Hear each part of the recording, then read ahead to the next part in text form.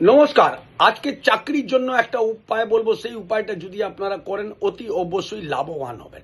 আপনি যে কোনো ধরনের চাকরি করছেন না কেন, ছোট থেকে ছোট চাকরি করছেন বা বড় থেকে বড় পোস্টে চাকরি করছেন, আপনি যদি আপনার চাকরির ক্ষেত্রে যদি স্ট্যাবিলিটি চান, তাহলে আপনি একটা ছোট্ট উপায় করবেন।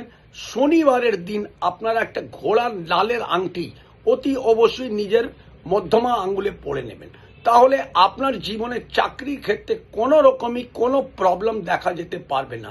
অনেক সময় দেখা গেছে যে ঘোড়ার নালের আংটি সর্বদা পাওয়া যায় না, তাহলে আপনি লোহার আংটিটা এটাও আপনি ধারণ করতে পারেন।